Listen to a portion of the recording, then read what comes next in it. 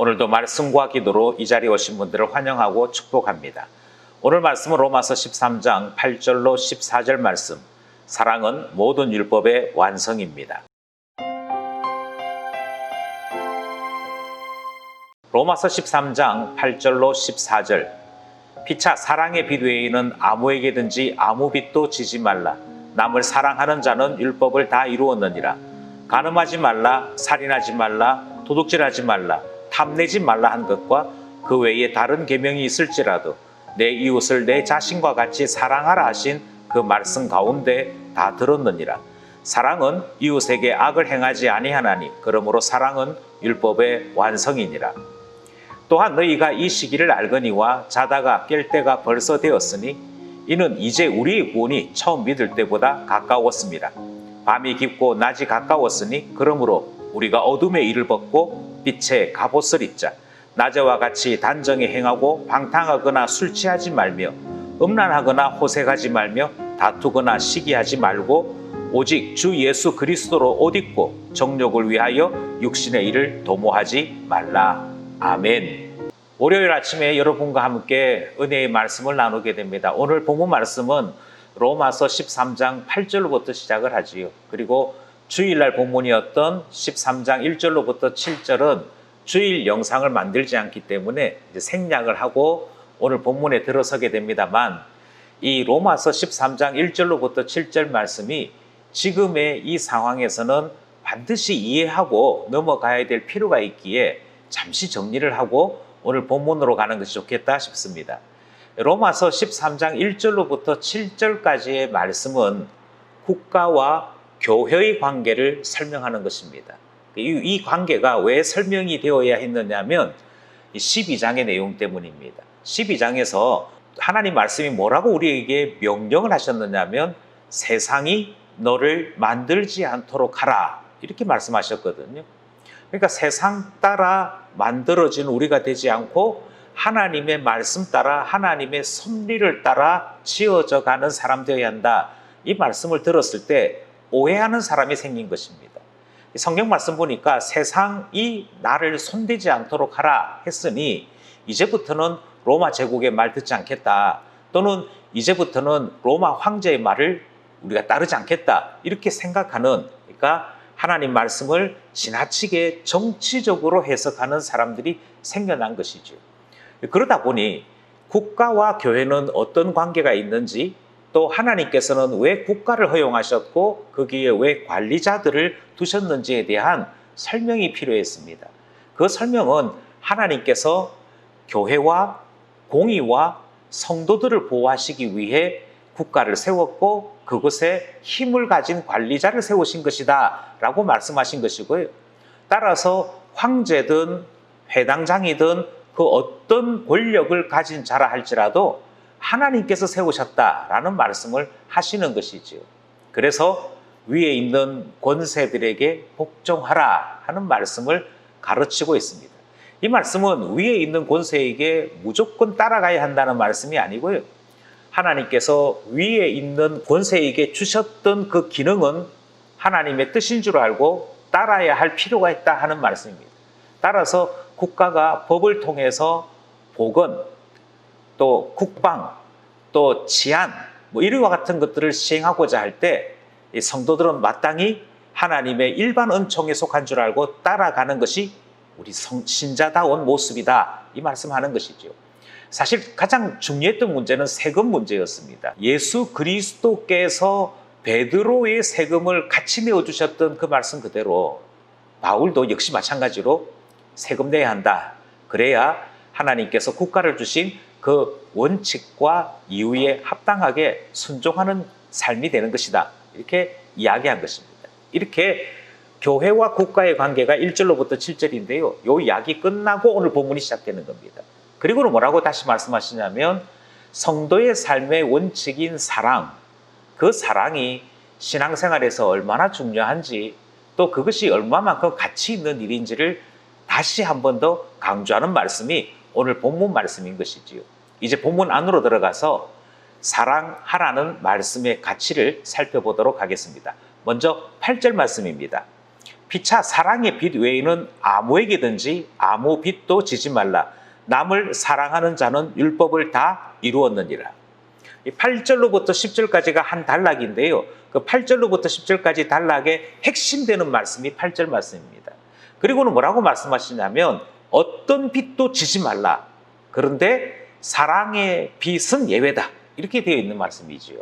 그래서 우리의 번역 그대로 피차 사랑의 빚 외에는 아무에게도 아무 빚도 지지 말라. 이렇게 말씀합니다. 이 말씀은 제가 생각하기로는 정말 깊고 깊은 말씀이고 들으면 들을수록 참 놀라운 말씀이다 하는 생각을 가집니다. 먼저 아무 빚도 지지 말라 하는 이 말씀을 통해 신자의 삶 속에는 공의, 질서, 정의가 아주 중요한 덕목인 것을 말씀합니다. 이렇게 되어져 있는 이 측면은 우리 하나님의 공의로움을 닮은 측면이 되는 것이지요. 그래서 신자는 세상을 살면서 다른 사람들에게 폐를 끼치거나 다른 사람들에게 나쁜 것을 끼치는, 그러니까 뭐 돈을 떼먹는다든지 다른 사람들을 속인다든지 그와 같은 악행을 저질러서는 안 되는 것, 그것에 대해 분명하게 성경이 말씀합니다. 아무에게도 어떤 것도 빚지지 말아라 말씀을 하시는 것이죠. 그런데 예외가 있대요. 사랑의 빚, 그것은 질 수밖에 없다. 이렇게 말씀하는 것이죠.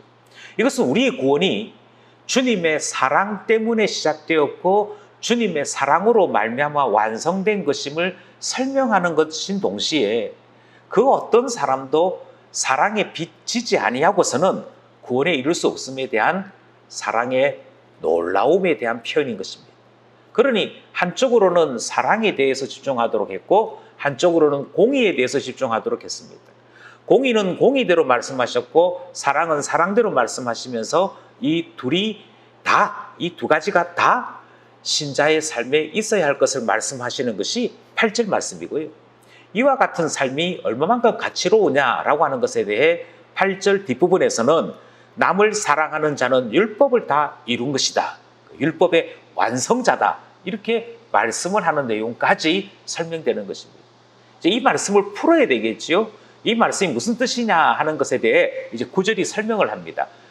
왜 사랑은 율법의 완성이 되느냐? 9절이 이렇게 얘기합니다. 간음하지 말라, 살인하지 말라, 도둑질하지 말라, 탐내지 말라 한 것과 그 외에 다른 계명, 이것은 율법 전체를 얘기하는 것입니다. 하나하나 조목을 따라, 말씀을 따라 우리에게 설명을 하고는 여기서 빠진 것조차 다 포함한 것, 이 율법 전체죠. 그 율법 전체의 계명이 있을지라도 내 이웃을 내 자신과 같이 사랑하라 하신 그 말씀 가운데 다 들었느니라. 그러니까 이 말씀 다르게 얘기하면 계명 하나하나가 어떤 말씀 위에 세워진 말씀인고 하니 내 이웃을 사랑하라 하는 그 사랑의 말씀 위에 세워진 건축물이라는 것입니다. 간음하지 말라, 살인하지 말라, 도둑질하지 말라는 말씀의 원 출발은, 그리고 원 목적은 바로 모든 사람들을 사랑하는 데 있는 것임을 성경이 말씀하는 것입니다. 그래서 이웃 사랑이라고 하는 이거 생각하면 나머지는 저절로 되는 것입니다. 바꿔 말씀드려서 모든 계명의 바탕, 모든 계명의 원천이 이웃 사랑에서부터 나왔다. 성경이 지금 그렇게 우리에게 가르치고 있고 바울이 그것을 전하고 있는 것입니다. 그래서 사랑이라고 하는 관점에서 계명을 이해하면 가장 쉽다는 것입니다. 주님이 사랑하라고 하시기 때문에 거짓 증거하지 말라고 하시는구나. 사랑하라고 하신 것 때문에 도둑질하지 말라고 하셨구나. 이런 것들이 자연스럽게 해석될 뿐 아니라 그것을 통해서 우리 주님의 계명의 원 목적이 무엇이었는지를 알 수 있게 된다 하는 것이지요. 따라서 계명의 요건만 만족시켰던 바리새인들의 해석은 틀린 것이 됩니다. 예컨대 간음하지 말라라고 말씀하시는 예수님의 해석에는 이혼하지 말라는 뜻도 포함되어 있다 이렇게 이야기하지요. 그런데 이혼이라고 하는 거 정수 써주면 합법적인 이혼이니까 별 문제 없지, 이런 식으로 되어지는 것은 원리도 모르고 왜 이 말씀을 하셨는지 주님의 의도도 모르고 함부로 이야기하는 것이 되더라 하는 것입니다. 그러니 율법을 이해하기 위해서는 사랑을 이해해야 되고 사랑이 이해되어져야만 율법이 해석되는 것이므로 사랑하는 사람은 율법의 완성과 같다. 이 말씀이 바로 9절 말씀인 것이지. 그렇다고 해서 다시 말씀드립니다. 막 사랑하는 사람들이 있잖아요. 또는 다른 사람을 도와주려고 하거나 다른 사람에 대해서 지나치게 마음을 쏟거나 하는 그 삶을 이야기하는 것이 아닙니다. 예, 그래서 원칙도 없고 규모도 없고 그것에 대한 어떤 기준도 없이 그저 마음 풀어져서 마음 시키는 대로 함부로 살아가는 그 삶을 말씀하는 것은 아닙니다. 이미 말씀드린 대로 8절은 사랑의 빛 외에는 어떤 것도 누구에게도 비치지 말라 말씀하시므로 신자의 삶은 사랑과 공의의 균형이요 종합이다. 이것을 기억해야 될 것이고 율법은 사랑 위에 세워진 것입니다. 사랑하되 규모 있게 질서 있게 이것을 이해하는 것이 계명 율법의 바른 이해이며 완성이 된다. 이것이 9절 말씀이죠. 10절이 다시 정리합니다. 사랑은 이웃에게 악을 행하지 아니하나니 그러므로 사랑은 율법의 완성이니라. 사랑하게 되어지면 이웃에게 해 끼칠 일이 없지 않습니까? 이웃에게 해 끼칠 일이 없으니까 이웃에게 해를 끼치는 간음, 살인, 도둑질, 탐내는 거 이것은 자동으로 해결된다는 것입니다. 예, 어떻게 악에 빠지지 않느냐면 선한 것을 추구하는 삶.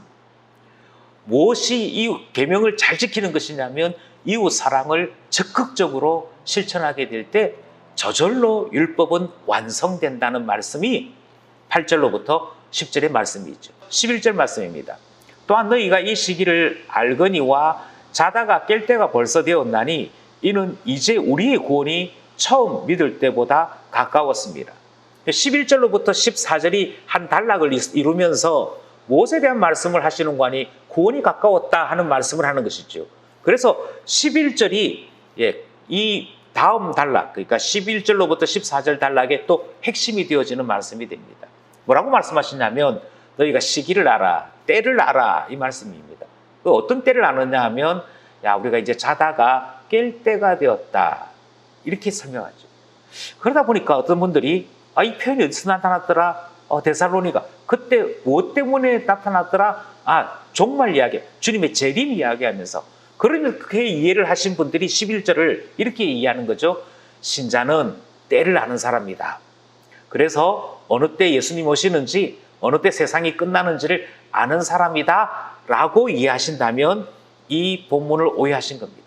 이 본문을 다시 한번 찬찬히 살펴보시면 주님이 언제 오셨고 다시 오실 때가 언제고 이야기하고 있는 것이 아니고 우리의 구원, 우리 구원 역사에 대한 이야기가 이 이야기의 핵심인 것이죠. 그래서 11절 뒷부분에 보면 이 이야기는 이제 우리의 구원이 처음 믿을 때보다 가까웠다 이렇게 말씀하는 것이죠.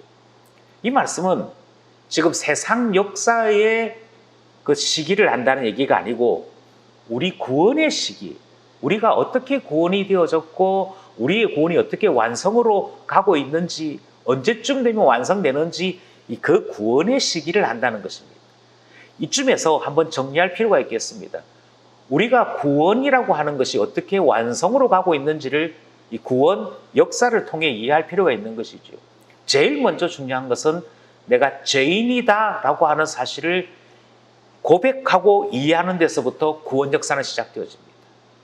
내가 이 상태로 죽으면 큰일 나겠구나.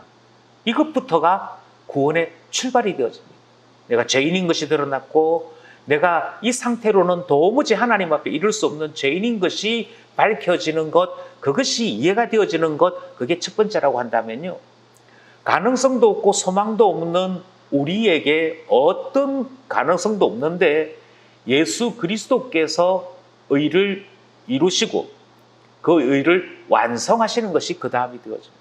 예수 그리스도의 의가 완성이 되어졌습니다. 주님이 이 땅에 오셔서 우리 하나님의 요구를 다 이루신 것이죠. 그래서 주님이 모든 율법의 요구를 다 완성하셨고 주님은 마땅히 주님의 구원 역사의 온전한 모델로 성공하신 것입니다. 이루신 것입니다. 그리고 그 다음 하시는 일은 주님의 의를 나에게로 옮겨주시는 칭의 또는 정가의 은혜가 일어나는 것이죠. 나의 죄는 주님이 가져가시고 주님이 이루신 의를 나의 것 삼아주시는 것. 그래서 예수 그리스도의 의로, 예수 그리스도의 공로로 내가 구원에 참여하게 되는 놀라운 일이 벌어지는 것이 그 다음입니다. 이렇게 예수 그리스도의 공로를 나의 것 되도록 해주시는 분이 계십니다. 나를 예수 그리스도로 묶어주신 분이 계십니다. 성령님이시죠. 그 성령께서 나를 예수 안에 있게 하시고 연합하게 하신 바로 이것이 어디로 또 다시 발전하느냐면, 칭의의 은혜를 받은 사람은 그 다음에 성화를 자동적으로 나타내게 되어 있습니다. 그래서 어떻게 되느냐면, 야, 너 정신 차려. 주님이 너를 위해서 대신 죽었는데 이 은혜를 받은 네가 이렇게 살아서 되겠어? 너 빚진 거야. 빚 갚아야지. 이렇게 되는 게 아니라는 거예요. 이렇게 되는 것은 의무와 또는 계약 관계에서 신앙생활 하는 것이고요. 성령님께서 우리에게 주시는 것은 감동입니다. 성령님께서 우리에게 주시는 것은 깨달음이에요. 야, 주님의 사랑이 이처럼 크고 놀랍구나. 그거 깨달으면서 그럼 내가 주를 위해 어떻게 살아야 할까? 다시 옛날로 돌아가서는 안 되잖아. 옛날에 나를 위해서 주님이 죽으셨는데 그 죽음을 헛되게 하면 안 되지 하는 일이 벌어지는 것이죠. 그것이 어떤 것이라고요? 죄에 대하여서는 죽고 거룩함에 대하여 살아나기 시작하는 것, 자라나기 시작하는 일이 나타나는 것입니다. 그래서 은혜가 나의 삶의 원동력이요, 주님께로부터 받은 사랑이 나의 삶의 원동력이 되어서 거룩한 삶을 자꾸 실천하는 자가 되는 것입니다. 이 과정을 성화라고 얘기했습니다. 죄된 생활은 미워하는 것입니다.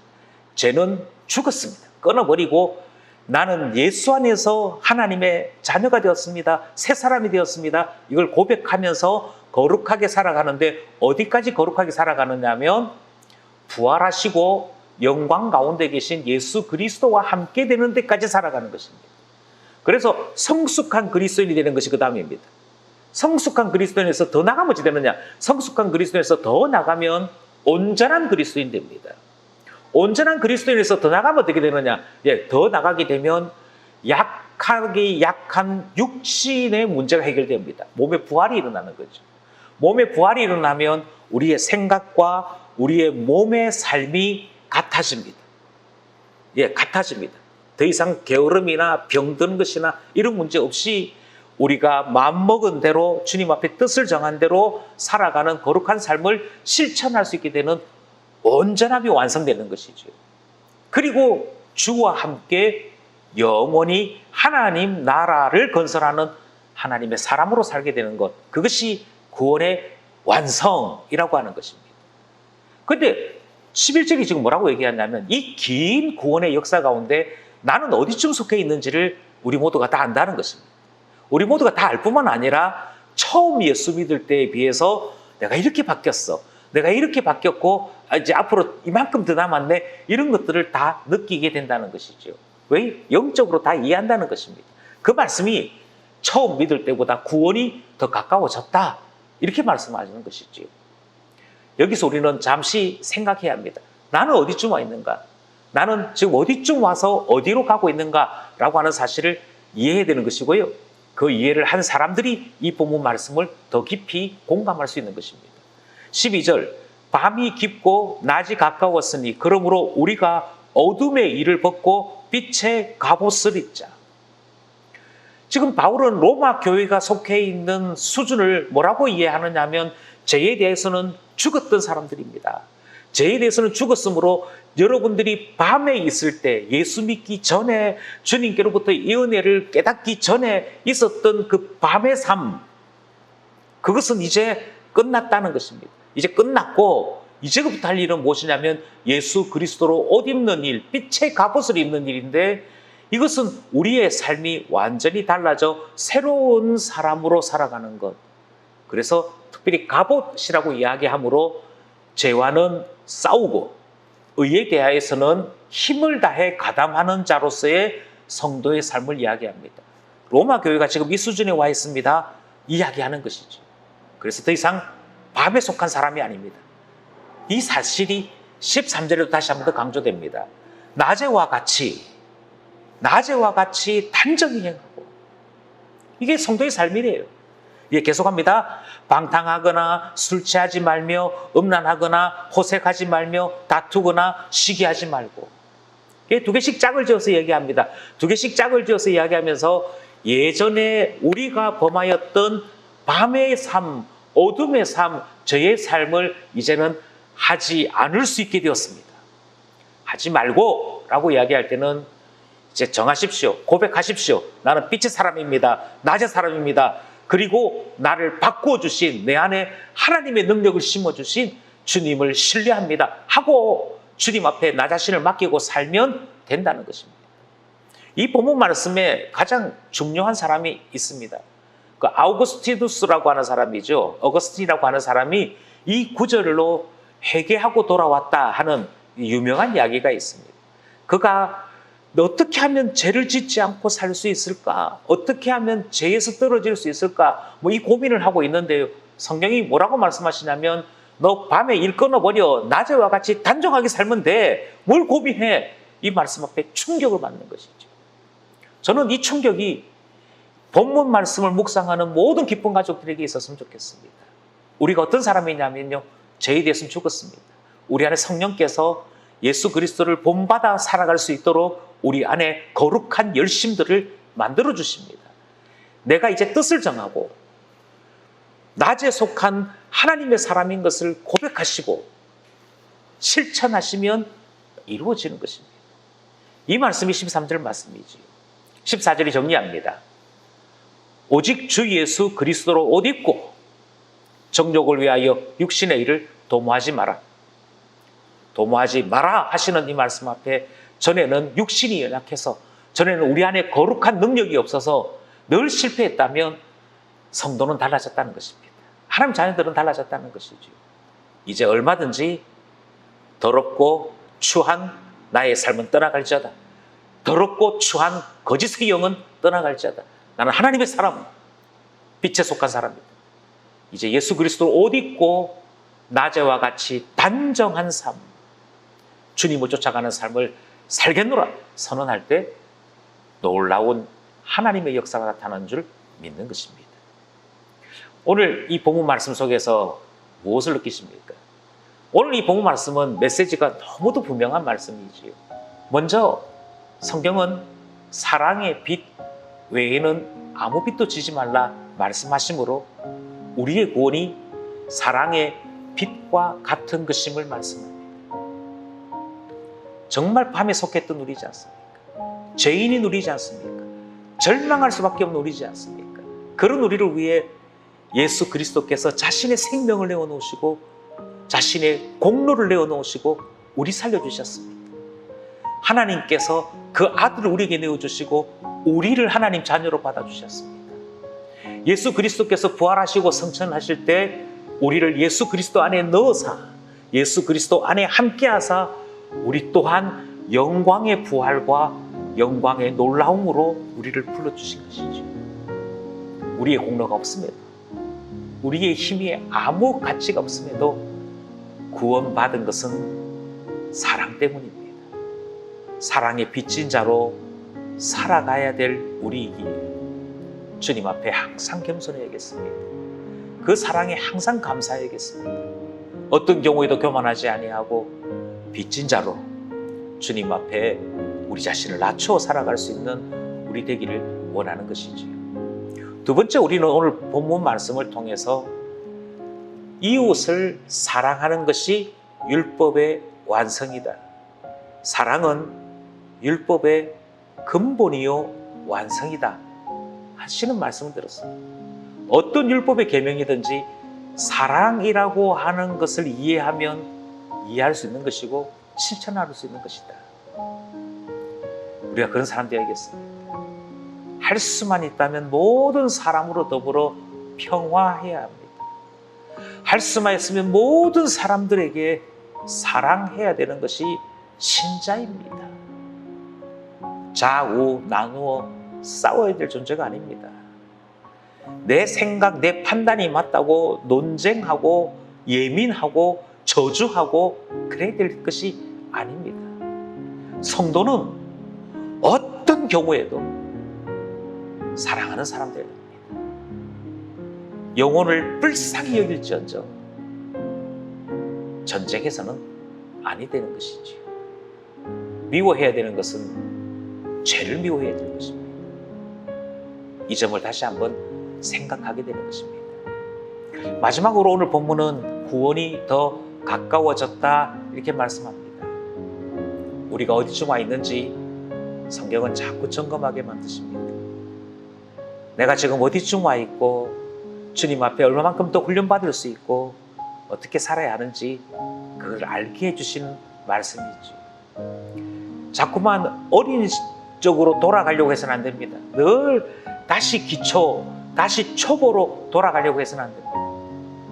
그저 아무렇게나 살고 그럼에도 불구하고 주님 죄인 사랑해 주시지요, 이런 어린아이 같은 신앙에 머물러서는 안 되는 것이지요. 이미 받은 사랑 충분하지 않습니까? 이미 받은 사랑 충분하니 이제는 주를 위해 살겠습니다, 밤의 일은 끊어버리겠습니다 할 수 있는 우리 되어야 할 것입니다. 그러므로 저는 이 본문 말씀들을 다시 한번 생각하면서 주님 모든 기쁜 가족들이 성령으로 말미암아 구원 안에 있게 하시며 구원의 걸음을 걷게 하시며 특별히 사랑함으로 구원받은 자인 것을 드러내게 해주십시오 기도하게 되는 것이죠. 한 주간을 시작하는 월요일입니다. 말씀으로 승리하는 모두 되기를 간절히 소원합니다.